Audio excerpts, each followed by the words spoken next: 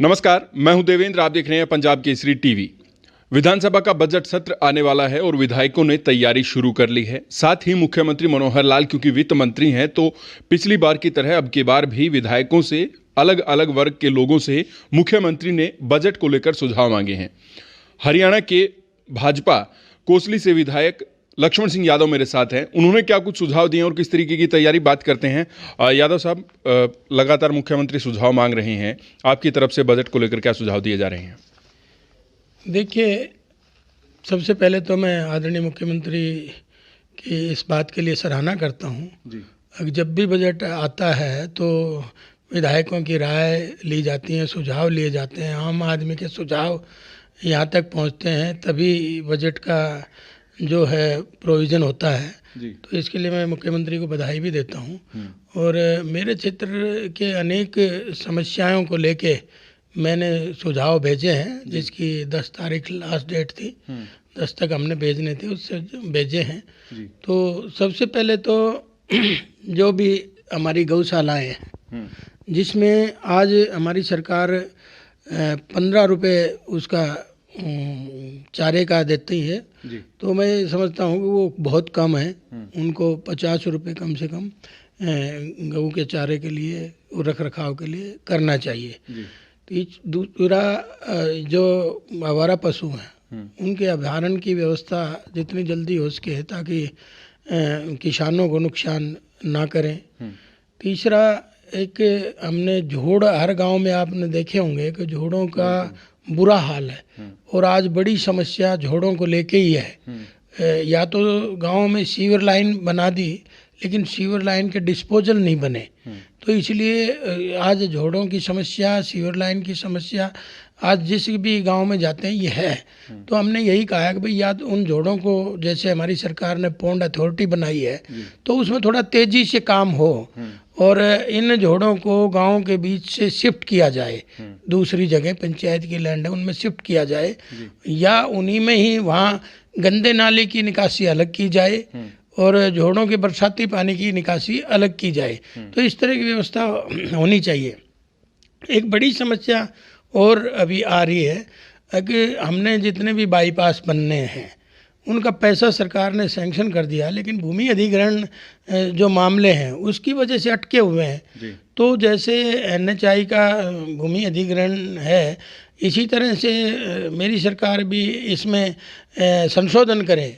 अगर जो भी सड़कों पे बनानी है, बाईपास बनाना है, तो उसमें कम से कम उसमें संशोधन करके, ताकि वो चीज़ें जल्दी से हो जाएं। क्योंकि आज शहरों का फैलाव है, गाँव का फैलाव हो रहा है, तो बाईपास अब ज़रूरी हो गए, और हम किसानों की ज़मीन ले नहीं पा रहे। इसका मतलब यही है कि भाई वो विकास कार्य उसमें बाधा बन जाते हैं, तो उसमें भूमि अधिग्रहण नियमों में, कानूनों में बदलाव फिर करना चाहिए। एक और कानून जी और भी इसमें इससे संबंधित हैं। जैसे एक समस्या आ रही है कि भाई पंचायत अपनी लैंड बिजली विभाग को दे देती है लिख के, लेकिन उनमें इतना लंबा प्रोसीजर हो जाता है कि आज गांव में मान लीजिए बिजली डिम कहीं आ रही है, तो वो 33 kV के पावर हाउस बने, तो उसके लिए वही फिर समस्या है कि गांव वाले तो लिख के दे देते हैं, लेकिन यहाँ अधिकारी उसमें बहुत देरी कर देते हैं, और वो बिजली आपूर्ति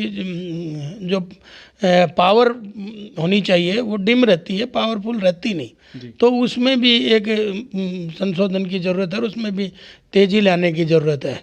इसी तरह से आप देखेंगे कि भाई जैसे किसान के साथ पशुधन का बड़ा सहयोग होता है किसान की आय बढ़ाने के लिए, तो पशुधन के लिए भी हॉस्पिटल जहाँ सरकार की नियमावली के अनुसार पूरे हैं तो वहाँ तो करना चाहिए, और अगर नहीं है तो मोबाइल वैन जो पिछली बार हमारे बजट में उसका प्रोविज़न किया गया था, उस मोबाइल वैन को हमने हर ब्लॉक में चालू कराना चाहिए।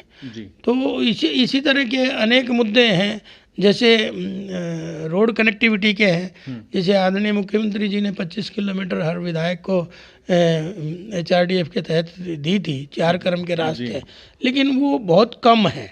उनके लिए भी हमने कहा कि कम से कम 50 किलोमीटर इसको बढ़ाया जाए, ताकि क्योंकि अब 2-2.5 साल से काम हुए नहीं है जिस स्पीड से होने चाहिए थे, जो कोविड की वजह से, फाइनेंशियल उसकी वजह से, लेकिन व्यवस्थाएं बहुत ठीक हुई हैं। मेरी सरकार ने व्यवस्थाओं को बहुत अच्छा अंजाम दिया है। अब उन पे धरातल पे उतारने की ज़रूरत है। एक नया कानून जो है अब बनाने की बात मुख्यमंत्री ने कही है, जिस दिन कैबिनेट हुई थी उसमें मंजूरी भी कैबिनेट ने दे दी है धर्मांतरण को रोकने के लिए। आप किस तरीके से देखते हैं और कितनी इसकी ज़रूरत मानते हैं? हालांकि नेता विपक्ष ने कहा कि अभी तक इसकी कोई ज़रूरत नहीं, ऐसा कोई मामला नहीं आया सामने।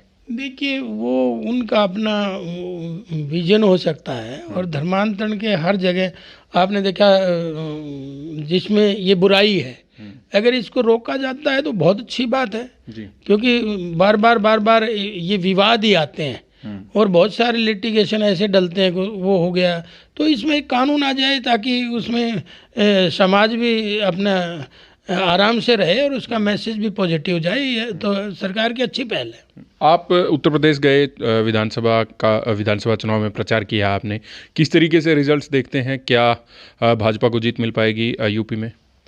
निश्चित तौर पे देखिए, आदरणीय मोदी जी, आदरणीय योगी जी का जो वहाँ हमने देखने को मिला है, एक एक कार्यकर्ता में जोश और उत्साह के साथ इस चुनाव को लड़ रहे हैं, और हमारी बहुत लंबी नेटवर्क है, बहुत लंबे नीचे माइक्रो मैनेजमेंट चुनाव की है।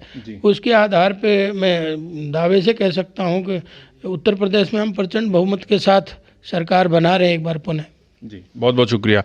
तो लक्ष्मण सिंह यादव भाजपा के कोसली से विधायक मेरे साथ थे, और आगामी विधानसभा के बजट सत्र को लेकर तैयारियां लगातार जारी हैं। उनकी तरफ से सुझाव जो है मुख्यमंत्री को भेज दिए गए हैं। साथ ही उन्होंने उम्मीद जताई है कि उत्तर प्रदेश विधानसभा चुनाव में बीजेपी फिर से प्रचंड बहुमत के साथ जीत दर्ज करेगी।